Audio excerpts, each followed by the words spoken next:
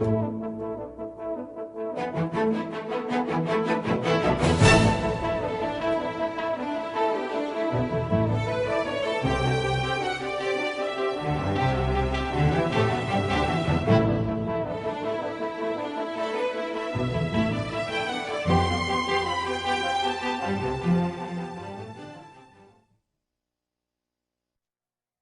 today about the continuation of the story that we started yesterday. And in this lecture, we're going to look at the events which occurred after the catastrophe. Every catastrophe has two phases. Number one, you have the development of the layers and everything during the flood. And then after the flood, you have the reverse, when you have the waters pouring off the land, the continents being lifted up again. So you have the reverse effect. So yesterday we dealt with this part of the geological column where you have most of these fossils, and we started talking about dinosaurs and creatures like this, and I showed you insects and fish and trees and all kinds of fossils like that. Today I'm going to talk about these top layers, the Cenozoic layers, and we're talking about the tertiary and the quaternary. That's where we find most of the mammals and the birds. And very interesting, between these layers, between these Mesozoic layers and these Cenozoic layers, there is a layer which is called Cretaceous. Now in German it's called Kreide, which means chalk. And chalk is an interesting deposit because chalk is accumulated from the calcium carbonate shells of unicellular animals or algae. And so the question is, why do we have this chalk layer at that level over there? Now, one of the best places to see this chalk layer is, of course, if you go to the White Cliffs of Dover. There you have this massive chalk deposit. And this raises a number of questions as to how did it get there, what are the time implications for it to be there. And one would assume that to lay down a layer like that of chalk would take a long period of time.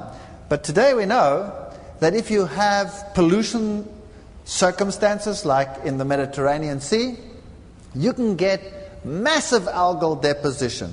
If you have a disturbed ecology, if you had the fountains of the Great Deep burst forth and put huge quantities of minerals into the water, you would create exactly the conditions that are required for algal blooms.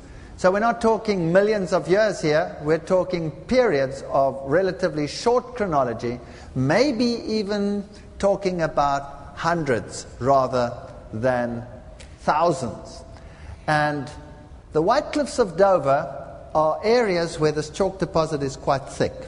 In other areas, the chalk deposit is very thin, but it is universal, and that tells us that everything was underwater at the same time. Continent, continent, continent, everywhere, everything was underwater at the same time. Now, if it is thin, it tells us what? If the layer was thin, it tells us that it wasn't underwater very long. If it's thick, it tells us that it was underwater for a longer period of time. And it's interesting that if you correlate history, you will see that these islands, for example, have not been populated for thousands and thousands of years. Everything is fairly recent history. In other areas, of course, where Ararat was, it would have come up relatively quickly. So you don't have that long period of time. This is typically what it looks like under a microscope. You have these calcium carbonate shells over here of these algal blooms that you had. If you go to the coasts of Spain, for example, you have a lot of these little unicellular shells of these little unicellular organisms in the seas called foraminifera. Lots of evidence for tremendous blooms of these organisms. Now I'm going to take you to an interesting place. This is the famous Bighorn Basin, where you have the Bighorn Mountains and the Beartooth Mountains. And I just want to run this by you just for a while. Think upon this. Imagine that you're taking these mountain tops right down to their previous level. and you're taking that one down to its previous level. So there are no mountains, everything is flat. You flatten it out. And you cover the earth with these layers that formed during the flood, as we explained it yesterday. Then you would find the following. These layers down here, which I've coded as red, are the Mesozoic and the Paleozoic layers. Those are the same ones you'd find in the Grand Canyon, for example. Here they are, and imagine that that is down at that level, and everything is flat, and they're covering the whole bit. Now, after the event, you have uplift. And so this Beartooth Mountain range gets lifted up. Up it goes. What happens to the water that's on top of it? It'll cascade down into the valley. Now, if you look at the layers along these mountain ranges and in this valley, you will see, interestingly, that they are folded up on the sides, like that. Can you see that? What does that tell you? It tells you that those layers were there when this mountain was uplifted. Is that right? And it tells you that they were soft. Or else, what would happen if they were solid sheets of rock? They would just break up into blocks, right? So they were soft when they were uplifted. And on the other side over here. But this side must have come up quite quickly because we have a fault here, which is called the Beartooth Fault, which is a tear in the earth. A tear. So it went up very quickly, and it moved these layers up, and this side also came up, but probably slightly slower. And you'll see the warp is not quite as great. Up it goes, and you have this basin then. Now, if you look at the green layers, what are they? Are they folded up on the sides, yes or no? So what does that tell you? That they weren't there when the mountain was uplifted, is that right? Why? Because else they would also have been folded up on the sides. Are you with me? Okay. So these layers are the young layers. And what are they covering up? Well, obviously, they are covering up whatever was floating on the top of these layers before they were formed.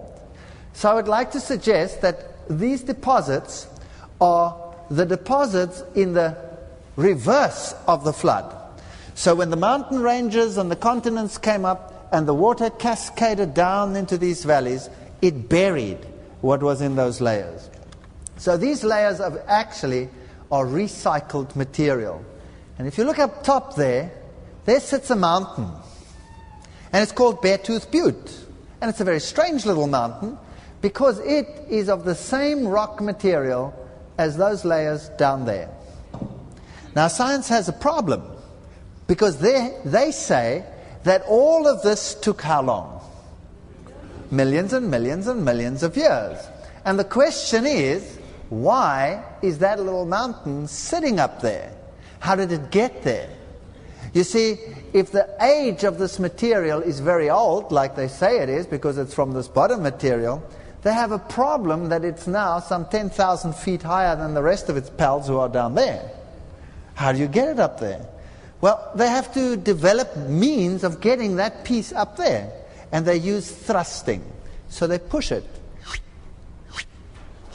uphill by forces, tectonic forces or whatever. They thrust it up there until it sits up there.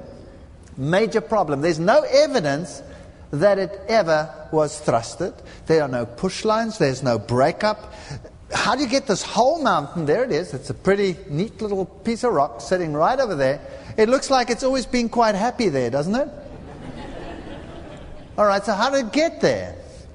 If I go back to that previous slide, let me suggest that these layers were covering everything. They were on the top there as well. If you take that down in your mind's eye, everything was covered. Now you're pushing it up. What happens to the water? It goes from left to right, down into the valley. Is that right? And it goes from this side down into the valley. And before this was washed away, also, what happened? The water was gone. So it's a relic of the flood. That would explain it. All right, now these Cenozoic layers, these ones over here, are actually, if you go into the paleontology, burial sites. They are graveyards. And this is something very hard to explain by the scientific fraternity. By the way, these mountains all get their name from that little peak over there, which is the Bear Tooth. And I thought that was quite cute, so I just put it there for fun. It's not important at all. All right, look at that. These are the tertiary deposits. Those layers in the top there, those young ones. And what do you see in them? You see them jam-packed with bone chips of mammals. So here was a scenario. The floodwaters covered the earth. There was huge quantity of floating debris, dead animals, bloated animals floating all over. Some of them floating quite long. Some of them, where it came up quickly, floating less time. And the burial was quite recent. In other areas where it came up later, they would have been quite decayed already. So I would assume that if you find something like this, bone chips of different animals, all broken up, that tells you something about catastrophism. But what does that tell you? In these tertiary deposits, you find sometimes graveyards of thousands of animals, all dumped together, all different kinds of animals, dumped together in a mass grave. Now, surely that is not chance fossilization over millions of years. Would you agree? That's catastrophism. That's a burial site. So these animals are now being buried. Now, if you have huge quantities of algal material, fish deposits, all these deposits and these organic materials have quite a few floats in them to keep them floating, some of the algae, so they're rich in oil. If you're burying them, that makes for a perfect solution to create the oils and the asphalts and the tars and the things that we have on our planet today. The tertiary, these young layers at the top are also, if you look at the mollusks in them, evidence for stream orientation. Can you see that they're lying in the same direction, just as the trees? So this is catastrophism. This isn't stability over millions of years with chance fossilization. You even get green leaves buried. Now, that is very strange, because this means that new plants were stripped and then buried. But the Bible has a solution to that as well. It talks about a great wind. So if you have a wet environment and you have seeds in that environment and the salt water drains and the fresh water from rain comes on top of them, then that seed can germinate, even if it has been buried for more than a year, 2 years. It's like putting a seed in a granary. Because when you put a seed in a granary, you're keeping it dry. Putting it into seawater keeps it dry too, because the salt concentration outside is greater than the salt concentration inside, and by the laws of osmosis, that will withdraw the water from the seed, so the seed in seawater is perfectly dry. Basically, that's what it boils down to. Then you take it out, and you put fresh water on it, and it will germinate. So you could have had new growth coming very, very quickly. It just takes a few days for plants to sprout and to grow and to carry on and make grass coverings first and the first shoots of olive trees and all these stuff. I have no problem with any of that. And then there was a period of drying, so you would have lots of burial of green material as well. That's what it looked like on Spirit Lake after St. Helens exploded. And you can see all the debris lying over there. Now imagine it mixed up with animals and floating creatures. If you go along the ancient coastlines of Europe, you will find that all the brown coal deposits are all along those ancient coastlines. That's a mass burial of a huge quantity of floating plant material. That's basically what it boils down to. We have evidence of a very wet world. These young deposits at the top are full of algal deposits, like algal fossil beds, like you have them over there. There are water ferns, there are mangrove swamp ferns, little fish. So you would have lots of post-catastrophic catastrophes. So a lot of the lifting of the continent would cause inland seas to break up and lakes to form and to break open with the movement. So you'd have lots of little catastrophes taking place. Here are some dragonfly nests fossilized in that area, and some beautiful insect deposits as well. And we know something about the temperature. If you go to Europe, you will find fossils like this in Europe. Here is the beechwood, and there is the fossil leaf. There's the living form. And here you have the certain butterflies. If they're in the fossil, they say it's a different species, but it's exactly the same as the thing that lives today. And here you have Persian ironwood. And there's the fossil, and there's the living one. So these are in these top layers. So this early growth that you had was such that Persian ironwood was perfectly happy in Europe. That means that the temperature there was much higher than it is today, because this plant cannot grow there today. It needs a very hot environment. Now, where do we get the heat from? Well, let me put it to you this way. After the flood waters came and the fountains of the great deep burst forth, some of those subterranean waters are at very high temperatures. 360 degrees are the thermal vents of today. Because of the high pressure of the oceans, they have this high temperature, and they come out from under the ground at very high temperatures. Now mix the fountains with the waters above that rain down. What would that do in terms of ocean temperature? Would you imagine that we could have had warm ocean temperatures? What do warm oceans do to the climate? They make the climate warm. So you have very warm, wet environments. Now that is perfect for regeneration. So the whole world, post-flood, must have been tropical. Warm oceans, lots of evaporation, lots of moisture, and the warm oceans tell us that there was no ice, there were no ice ages, none of that existed. Evidence for ice ages other than the one ice age at the end could just as well have been turbidite activity, because they measure it on stones being dragged along, but a turbidite and a mud flow will drag stones just as well as ice. So the only real evidence is for one ice age and no more. And we'll talk about that in a second as well. Great evidence on top of the earth for huge inland lakes. If you take Lake Lohantan, or the remnant of that is Great Salt Lake, if you take the whole of the Sahara, everything seems to have been one huge freshwater lake at some stage. This one is very interesting. If you look at the lakes, then there are scientists that will tell you that the lakes cannot only be 4,000 to 5,000 years old, because they have what they call year rings. There are mud layers which they say are deposited annually. So when it starts raining, whenever there's a rainy season there's a mud layer deposited, and another one, and another one, and another one. And sometimes you have up to 40,000 of these layers in the wall of a lake. So they say that is 40,000 years. So how do you want to fit 40,000 years into a short time frame? That was the problem. These layers are called varves. But I'd like you to look at this interesting leaf in varves in one of the lakes, buried over here, and we'll count them. You can see them from the bottom there. There's 1, 2, 3, 4, 5, 6, 7, 8, 9, 10, 11, 12, 13. It gets a bit difficult here, 14, 15, without a very clear picture.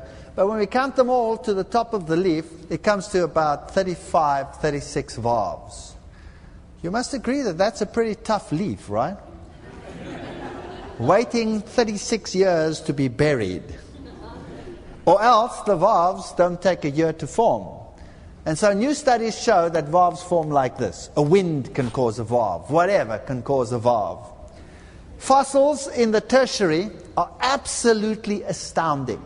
But everything is perfect. For example, these bats. So the earth was repopulated with bats. Some of these go and sit in limestone caves. The earth is readjusting, the limestone caves collapse, and you have these animals buried in those limestone caves. So we have great fossils of this time. And you know what is interesting? They are all bigger and larger and better than you and I. Everything was big. If you go to the elephants, you go to the giant mastodons, they were massive. If you go to the tigers, they were massive. If you go to the bison, they were massive. Any animal you take, it was bigger in the past than it is today. What is that, evolution or devolution? Now, how many million years does it take for an animal to go from big to small? Does it take 1,000,000 years? Well, it's very interesting. You can read this up in the journal Nature. They have a whole article on it. And of course, not from this viewpoint at all, but it doesn't matter. It's great to use. Where they say that if you take animals and you put them onto an island, let's say you take whatever, deer, whatever, put them onto an island. And the island, if it is small enough, will create tremendous competition for resources. And one of the ways animals cope with competition for resources is to try and use less of the resources. How do you do that? You become smaller. A small animal has a higher metabolic rate, but it eats less than a big animal. So if you are smaller, then there is more food to go around. So within a few generations, the animals can actually, on these island situations, go from their original size to 1/3 their original size. So they just shrink down. So the deer that used to be that size will be that size after a couple of generations. Isn't that incredible? If you take human beings and you have not a very good diet, a slightly impoverished diet, only grains or something like that, you get very small people. What did the Japanese look like before the war? If you look at the old cartoons, you will see that the military cartoons, they will have the American standing over there, and then they'll have the Japanese standing on a box, and still not reaching to the shoulders of the American. That's how they used to depict them in the war, to show how small they were. Today, well, 6 foot, no problem. The other question we would like to ask, if this is so, then how come we have such perfect fossils if it was such a short chronology? Surely it takes a couple of million years for the fossils to form. Doesn't it take a long time for an animal to turn to stone or something like that? Well, this is a very interesting hat. Do you like it? Yeah, I think it's cool. I wouldn't mind wearing a hat like that. Only trouble with this hat is that it'll be a little bit heavy. It's in one of the museums of one of the mines in Australia. Because you see, what happened was there was an abandoned mine that hadn't been used for a couple of years. And then someone went down to investigate the mine, and they found the hat of one of the miners down in the mine. And this is it. And it's in the museum. Only problem is, it's turned to solid stone. It's a fossil. It's a fossil hat. So this felt hat has turned to stone. How many million years is it old? So you see, it doesn't take long to form the fossils. So we've seen that we have these huge animals, and it doesn't take long for them to have a reduction in size. If you look at the paleontology books, that's what you'll see. You'll see these weird and strange and wonderful creatures talking about these young layers. And they'll have the giant mastodon over there, and they'll have this giant creature over here, the giant sloth strolling around, and they'll have the giant bison and the giant saber-toothed tiger and the giant this and the giant... Have you noticed the common word is the giant? Everything is bigger and better. And of course, weird and wonderful world, millions and millions of years ago. They'll date this at about 40 million years ago. 40 million years ago. By the way, when did man start evolving according to the theory? Well, some say about 2.5 million years ago. 2.5 million years ago. You see, you have a problem. If you start with 2 people and you use today's growth rate, which is about 1.87%, and you start with just 2 people, how long before you have today's population? 1,200 years. So you have a major problem. You have to have a couple of wars and a couple of disasters and a couple of destructions to get rid of all the people. We should have had them over and over and over again, the number that we have today. And by the way, they didn't start with 2. Noah had 3 sons. So it must have been even quicker. And they were married too, isn't that right? Okay, all right. So questions. How long ago did animals look weird and wonderful? And why did they look weird and wonderful? Well, the answer is that if you look at the size, we already discussed this, but there's a beetle that grows in a poor season with poor rainfall, and the same species is this size in a good season. So today, animals adapt very quickly to size. I'm going to take you to Labrie tar pits. Who's been there? Some of you should have been there. All right. I stood here and waited. People think I'm a bit nuts, you see, but they don't know what I'm waiting for. I stood here and waited for what you see over there. Can you see it? Where the arrow is? What is that? That's a bubble. That's a bubble. I mean, would you stand there and wait at the Labrie tar pits for a bubble to appear? And when the bubble appears and you photograph it and you know that, well, the bubble's gone and I probably haven't got that one, so you photograph the next bubble and the next one until your whole film is gone just in case you didn't get the bubble. I mean, they would put you away, right? They would think you're slightly odd. Well, that's what I did. Why did I want to get that bubble? Well, you see, the tar comes from the layers underneath where all this organic material had formed tar, and pressure builds up above from the rotting process. That's what fermentation is all about. And then you get this pressure of gas, and the gas pressure pushes it up through cracks in the ground, and it bubbles out at the top. So you have these fissures where the tar comes out. But it's still bubbling.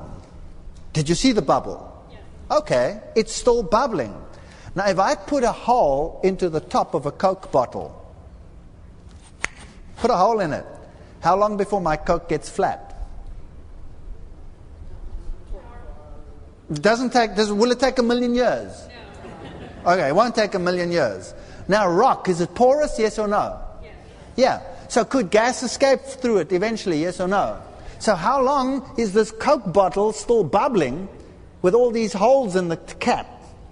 Can you see that this tar cannot be millions of years old? If you draw oil, what happens if you strike it? Why? Because the Coke is not flat yet. Are you with me? So if it's not flat, how many millions of years old is it with all the holes in the bottle cap? Good question. Okay. Here, you have this tar on the top. The animals that have spread across the globe come and they walk on this tar. They get trapped in the tar. They start sinking down. They yell and scream and whatever. And the predators come. And this is what they will show you. The saber-toothed tiger, the weird and the wonderfuls, all there. If you ever go to Labrie, go and look at the one wall, and you will see that they have tigers that they dug out there with tiny little teeth to that size. So these are the extremes of the range. So if you have a new world, and there is not much competition on this world, and everything is perfect on this world, with lots of lush growth, animals can repopulate very quickly, you will get tremendous variety. Only when the going gets tough do you cut down, through selection, those varieties that have a selective disadvantage. Are you with me? So in other words, those are extremes of the range. What about these animals? Are they really so weird and wonderful, or are they just elephants? What about this one over here? This is the giant sloth. That's its actual size. In a recent... Who's heard of Richard Attenborough? Have you seen the Richard Attenborough series? Very evolutionary series.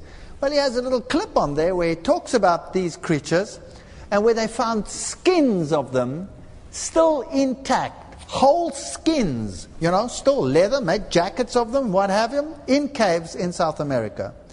So they actually started thinking, well, maybe these creatures were still around a couple of hundred years ago. Not millions of years ago, and there are people who think they're still around and are looking for them in the jungles down there. Well, I haven't found them yet. So it's not such a wonderful and weird world, but everything was bigger and everything was better. And what they show you as strange and wonderful are often the extremes of the ranges. They don't show you the whole picture. This is the dire wolf, just bigger than today's. All right.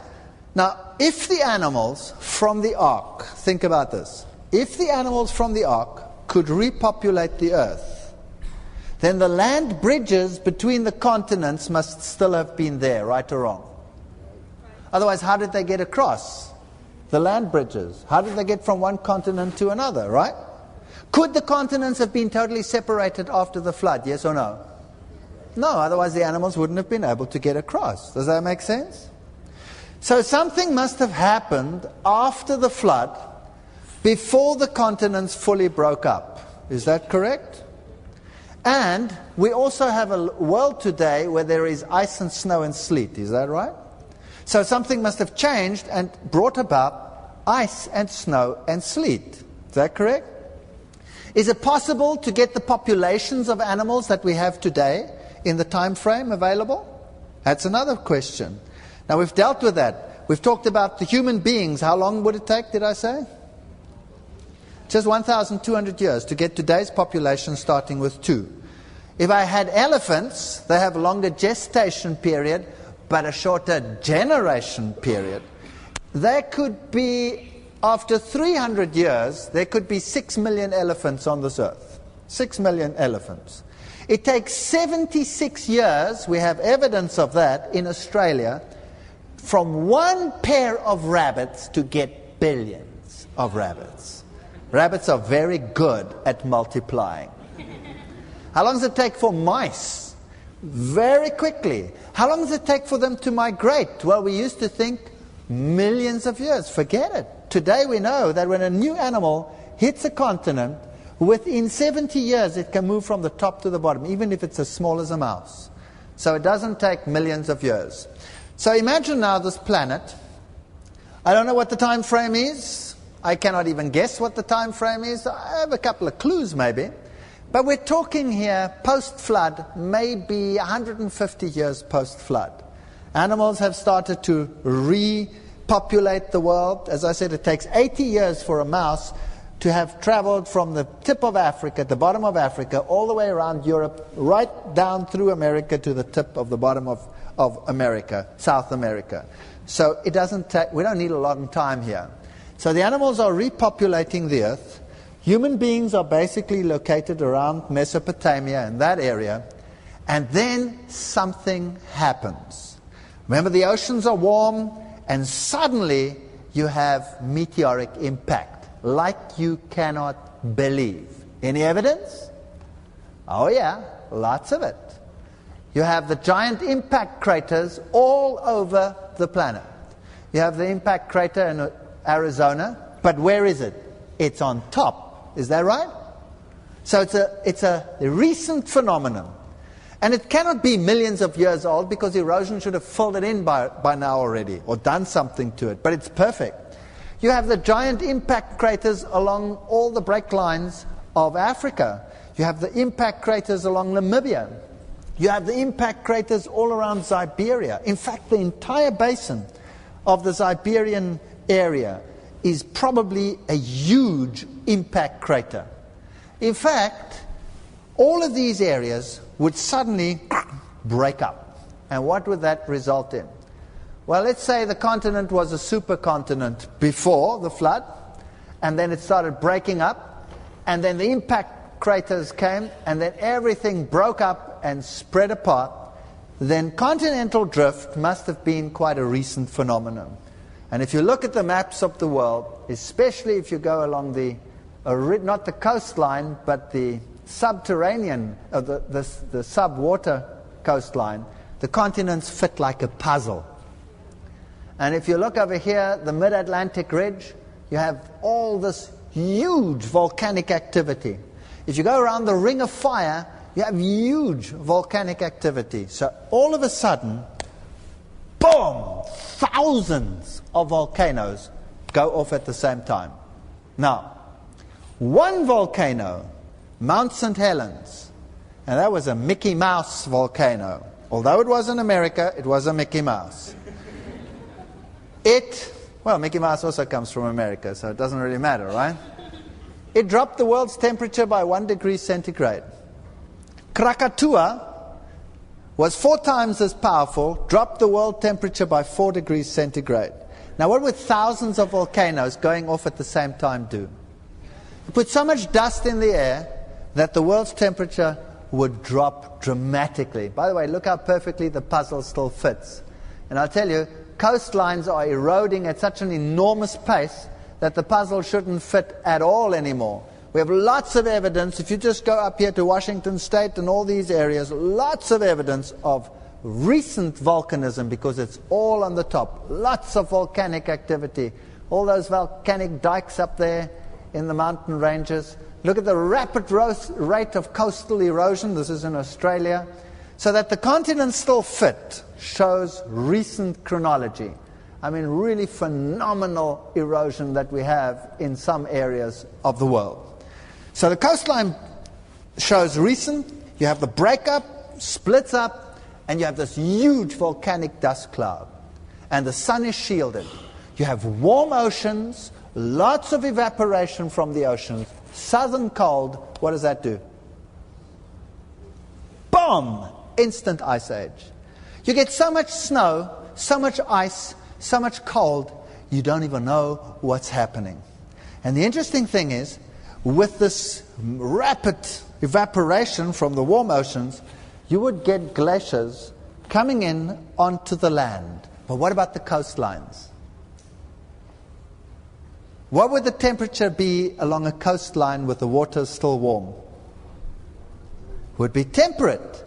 So now you can start understand why mastodons can be in the north of Siberia, above Siberia, in the north, perfectly happy and alive. What were they eating up there if there was only ice and snow and sleet like there is today? They were living along the coastline, and they were living on the islands, and they were eating what was growing there luxuriously even during the Ice Age. And the glaciers cut the elephant populations in two, and across the land, those in the north were along the coastlines warm.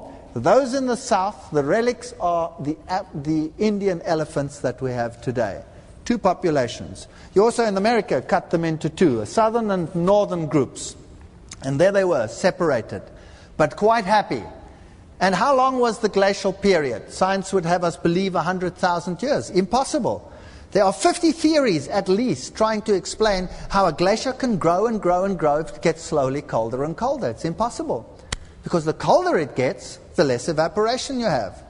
So you can only have this type of thing happening if you have warm oceans, lots of evaporation, sudden cold, boom, you would have an ice age.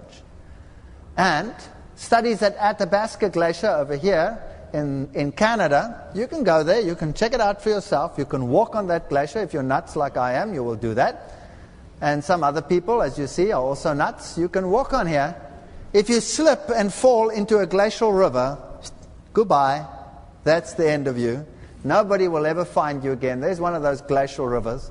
Down it goes under the glacier, and you'll be gone forever. So it's not a very wise thing to do, but nevertheless, here you can see some markers that the scientists have put up.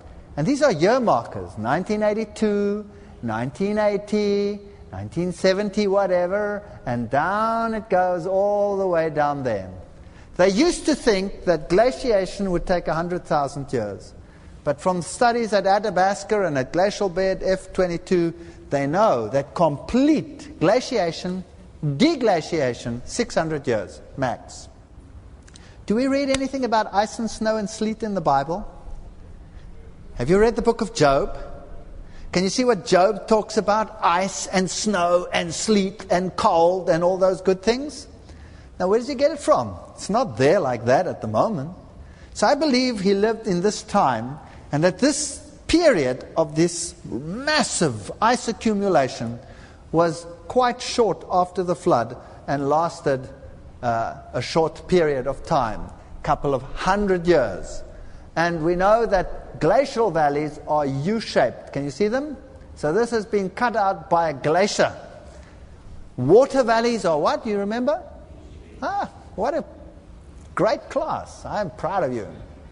All right, here's some nice glacial rivers, glacial lakes. You can see everything is U-shaped, cut out by the glaciers. Then you can have post-glaciation catastrophe, like here at Columbia Dry Falls. what is happening over here is quite interesting, because for long periods of time, scientists said this also took millions of years. But now they have to admit, and this is their own placard, Story of Dry Falls, and it says over here, they bear stark witness to the tremendous power of catastrophic floods that swept over eastern Washington at the end of the last ice age. Of course, they got the time wrong over there, 20 million years, but never mind that. They're at least admitting to catastrophism. So you had this glacier cut off a lake, and when the glacier started receding and broke open under the pressure of the water, you have this huge body of water cut out this tremendous dry fall area, and then the glacial water was gone, and the problem was solved. All right, so these mastodons lived in the north, cut off from the south, not millions of years ago, but relatively recently. Now, because they were so big, and because they were so woolly, scientists put their age at something like 40 million years ago that they roamed the earth. And then, oops, they found spears in them. Oops. Recalculate. So they have them living closer to the dawn of man, which they put at how many million years ago? At about 2.5 million years ago. And so they have man down there at the bottom with his spear hunting the woolly mammoth. If you go to the caves of the world, if you go to France, what is that on the cave wall? That's a woolly mammoth. Now you know what? Caves are supposed to drip and cover up and grow and cover, yes or no? And in millions of years, everything that was drawn against the wall should be covered up or eradicated, right or wrong. These drawings are perfect. Absolutely perfect. In fact, in Africa, where these millions of years old cave drawings in the deserts of the world, you find them against the walls, having been there for millions of years, but in the last 100 years since they have been discovered, they're disappearing so quickly that they're now all protected. Isn't that strange? How did they survive so long if they're disappearing so quickly? So man and these animals were contemporaneous. What is more, they're taking them out over there, out of the ice, and they made steaks of them, fed them to the dogs. Human beings ate the flesh of mastodons. And I wondered to myself, 40 million year old steak and still edible? By the way, the humans got slight diarrhea. That was it. That was the only problem. The dogs didn't bother at all. They asked for more. So how did it happen that these animals got buried in ice? There they were in the north, beautifully walking around these warm oceans. By the way, we know the oceans were warm and that the glaciers were there. Have you heard of disharmonious fossil assemblages? That's when animals are together that shouldn't be together. That's a disharmony, right? So in England, you will find fossils of reindeer with hippopotamus together. Does that make any sense? None whatsoever. And crocodile. So the glaciers were pushing the reindeer south, but it was warm enough along the oceans for hippopotami and crocodiles to live together. Now, when the ice melts after the ice age, and we saw how quickly glaciers recede, so it doesn't take millions of years, suddenly you have an exponential ice melt. And you have huge bodies of cold, fresh water flowing out onto the ocean.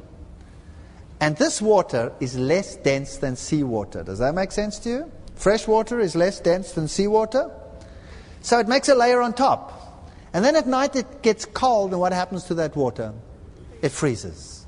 So when the ice of the glaciers started melting, that's when the big freeze in the north took place. And instantly, those oceans that had preserved life up there formed an ice layer over the top, and they were frozen over. These animals suddenly were cut off virtually in a short period of time from their food source. Everything froze over with a melt, not with a forming, with a melt stage. And so They had to move from place to place. And everything was ice, and they were heavy, so they would crash in and they'd get buried in the ice. And that is why they are there. But how many millions of years can they be old if you can still eat the flesh? And there is an embryo of one of them, perfectly preserved. They are not as old as we would have them believe. So we see how science changes its mind. 40 million years, boom! Just cut those millions out and put them contemporaneous with man to fit in with the new facts. Time and again, we are confronted with this issue of the evolution of man. Here is an old-time magazine. Its title is How Man Began. Here is a newer time magazine. Its title is How Man Began. And every time you have these ape-like creatures over there, and I'd like you to look at this so-called ancestor. Can you see all the scratch marks on his face? And all the blood and smeared all over his face. Now why? Why did they put that image up there? See, it's the mindset. It's not unfair. This is their mindset. This is how they think. This is how I used to think. Obviously, in the past, everything was primitive and less advanced than it is today. Is that right? So they were fighting and clawing and scratching and eking out a living by whacking each other over the head and living that way. So they were vicious, primitive creatures. That's what the world believes. And out of that, you must go to something advanced. Let's have a look at some of the evidence. No scientist says that man evolved from the apes. We used to ridicule creation scientists because they used to use this as a frame, as a forum. We didn't come from the apes. No scientist says that. The apes and man are common descendants of a common ancestor. Are you with me? Your real ancestor is this little guy down there, the tree shrew. Meet your ancestor. That's what he looked like. And he changed over time, and his eyes, instead of being on the side, moved to the front, like this creature up there, this primate, where the eyes are in the front, apparently to judge distance better. Although this guy never makes a mistake when he jumps, somehow they think that is what happened. And then the brain developed, and that's when the primates started developing. And eventually the primates came down from the trees. They were arboreal, they lived in the trees. Then they came down, and they had a total change of diet. They were quite happy with bananas and leaves, but then they developed a liking for the buck and the deer and what have you in the plains, took a club, clobbered them to death, and started eating meat. So they say. So there was a change in diet. And the popular theory is that man has his cradle in Africa, and this is called the out of Africa theory, and spread to the rest this way. On the other hand, also in the very same textbooks, you will find what is called the multi-regional hypothesis, that man sort of developed contemporaneously with some of the others and didn't really have a particular cradle.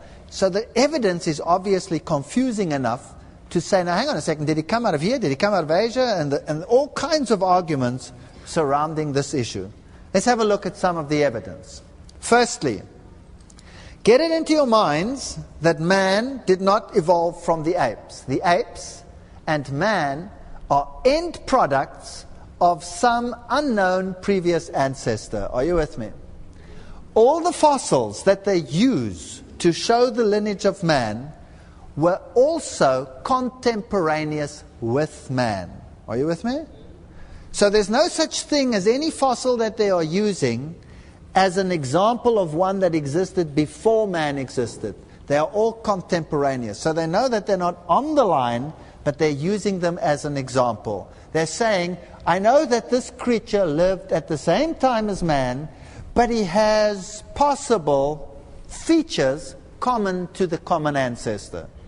That's very, very important that we realize that. So the old world monkeys, the new world monkeys, man were there at the same time. Remember that yesterday we saw that all the creatures were basically, all the phyla were there from the beginning. Another point is creatures like Australopithecus, the in-between ones, they were also contemporaneous with man. Now let's get to the story.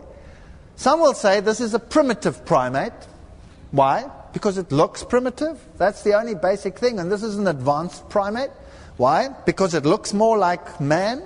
This is not a criterion. Or this is an advanced primate, the orangutan. But the ape-like ones and the man-like ones were contemporaneous. They lived at the same time. Yet, we are to believe that you went from the haunched gait to the upright gait. And somehow, in that, freed the hands, and this made for greater intelligence, and what have you. Now let's have a look at what the various groups say. This is Louis Leakey over here. He's of course dead now, but his whole protege are the ones that are carrying on with this work. Their ancestor is this one over there.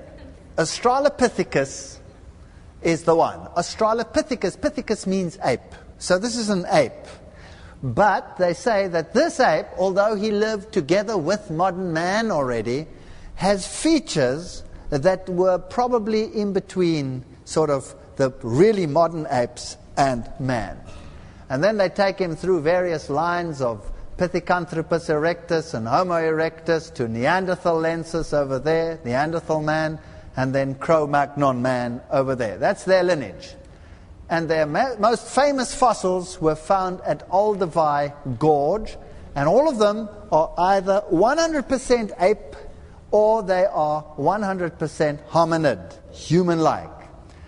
This one over here, Olduvai Bed 2, they find this famous skull, which is skull 1470 from the Kenya Museum. There it is. That is the ultimate in-between fossil. That's what they've got of him. That's it.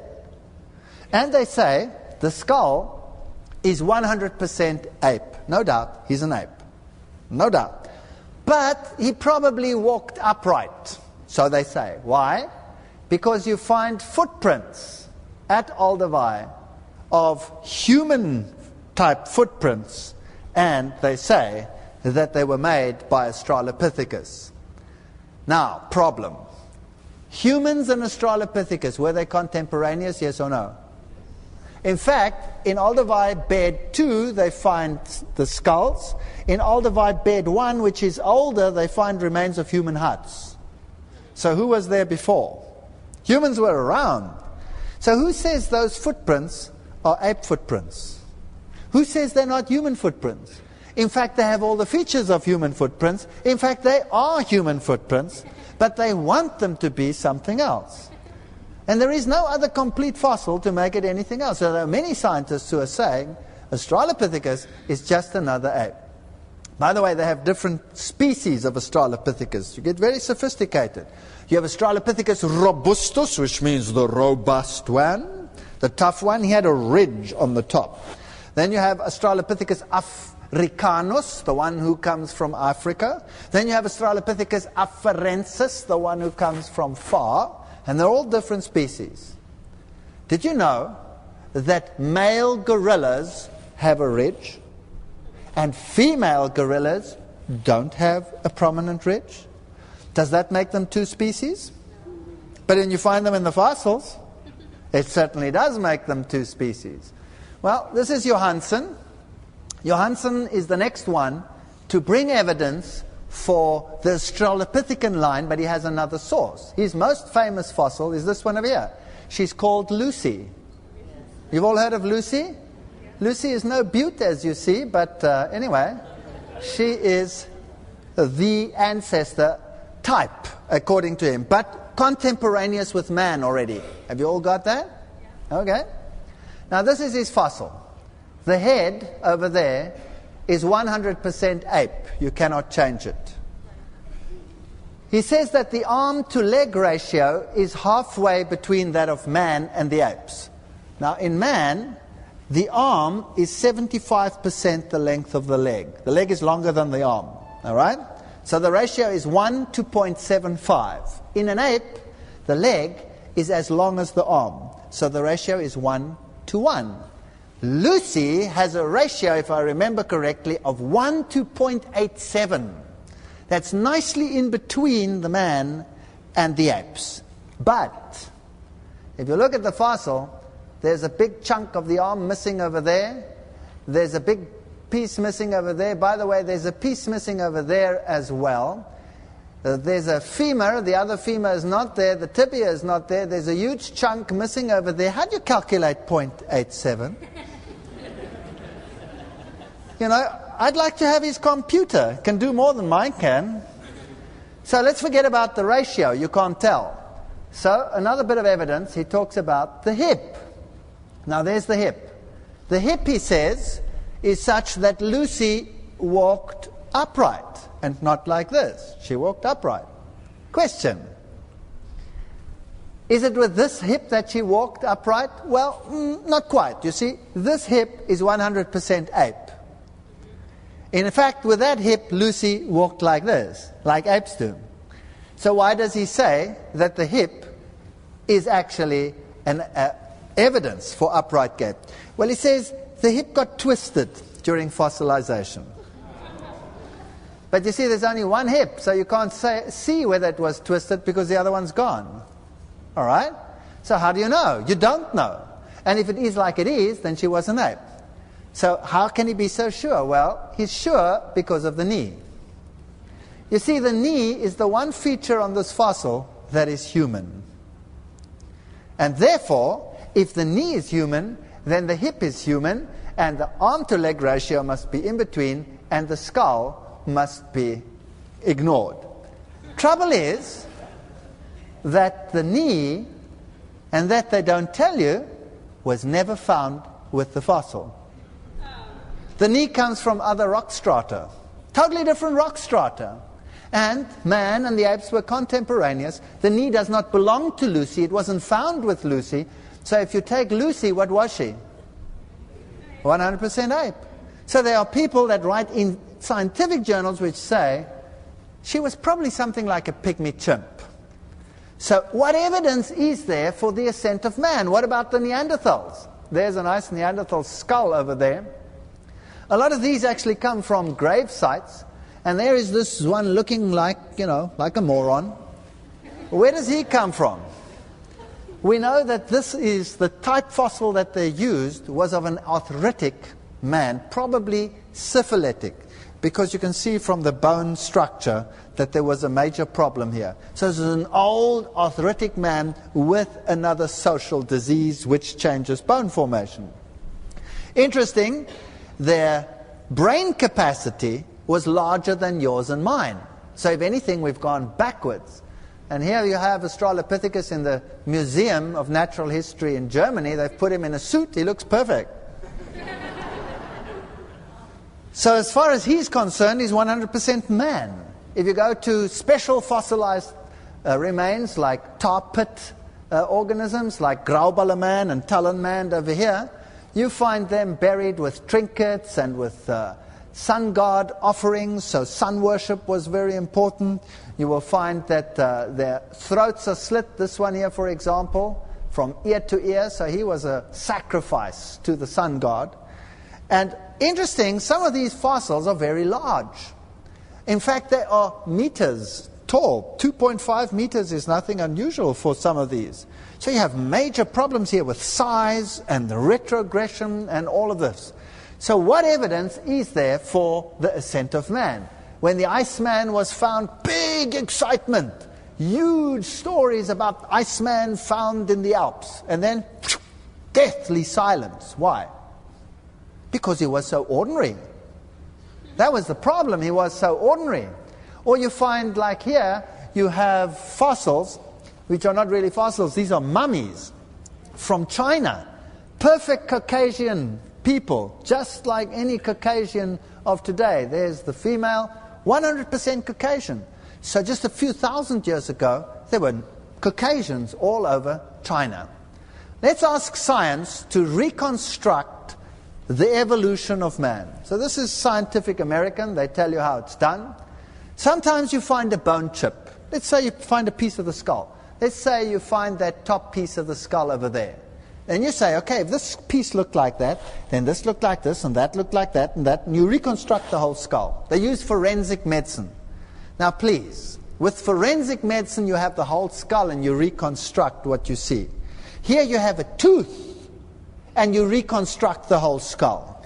Or you have a bone chip or a piece of a jaw and you reconstruct the whole skull. You need a lot of mental energy to do that.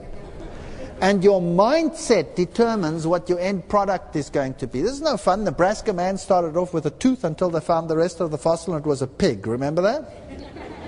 So you really need a lot of mental energy. All right, they start with a bone chip or a piece of bone fragment, and then they put together a skull. Then they put on the flesh, and you have something like this. And then they put on the skin. And notice from this tiny little piece of bone, you can actually determine how long the upper lip is. Can you see that? And then you give him his expression, and you give him his hair, and you give him that dumb look. And that's your ancestor. And he's walking around like this. Not very bright. Why do they do that? Because it's not unfair, it's not unscientific, that's their mindset. The mindset is, I came from the primitive and I'm going to the advanced. And that's what you're going to get. So I'm not knocking them, that's what I would have done as well. But tell me, did you see this straggled hair and everything in the bone chip? Did you see the look in the eyes, that empty glare in the bone chip? Did you see it?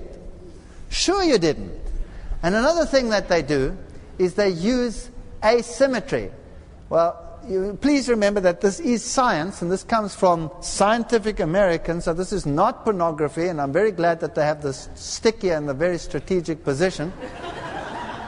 I know that the female is not quite as covered over here, but they have horrendous models of what the ancestors looked like.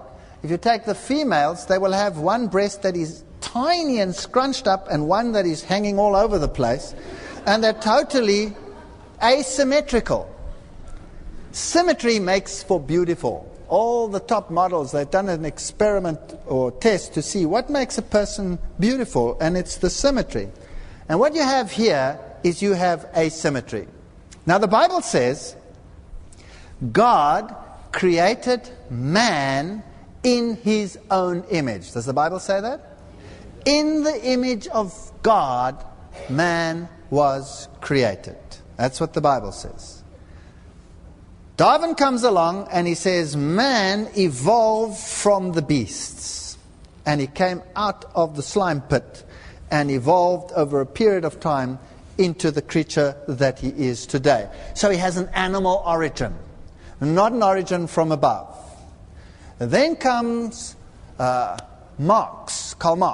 Karl Marx says, well, Darwin says we come from the animal. What is it that governs man? He was a great fan of Charles Darwin. Great fan. He says what governs man and the driving force that he has is his stomach.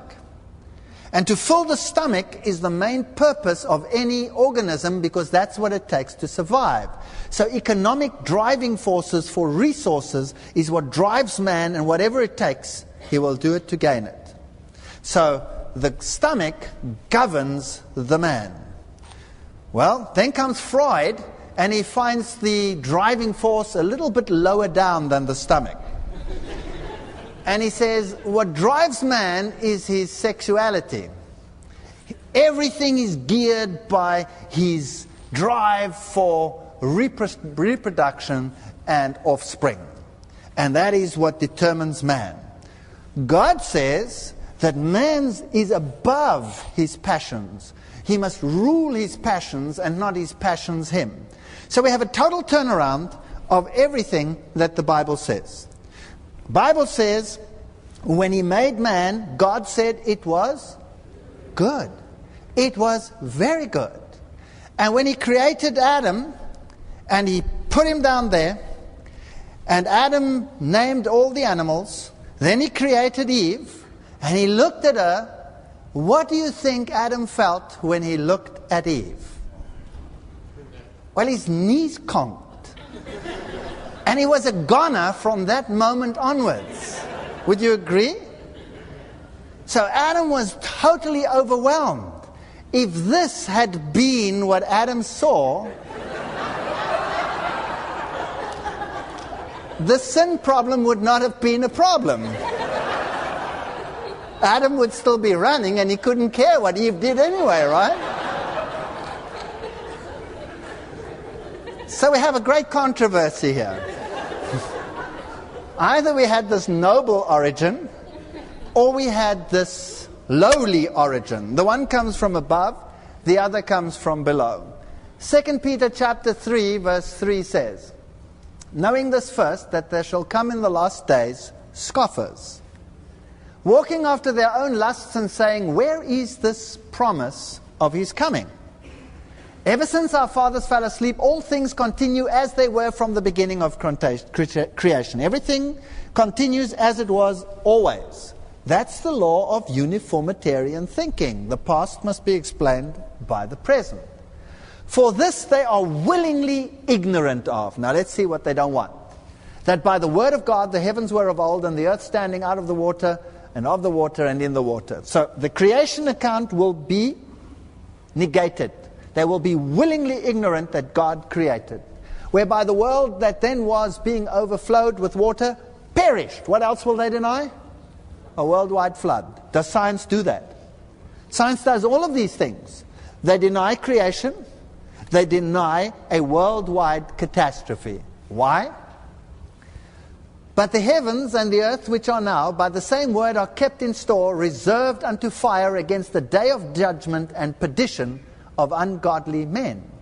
The flood was God's judgment. Is that correct? Yes. On a sinful world. And God says there will come a final judgment which won't be by water, but will be by fire. Now, if I don't want to be subject to a God, and I don't want to be subject to a judgment, then I have to deny the existence of God. And if God has left so much evidence for a previous judgment, which would enforce a subsequent judgment, then people might come to their senses. So why not deny a previous judgment, and you don't have to worry about a judgment that's going to come? Does that make sense? So the whole aspect of the Godhood and everything he stands for has to be denied. Why? Because they are willingly ignorant. They don't want a God. There is no room for a God in their formula. When I was an atheist, there was no room for God. God didn't exist.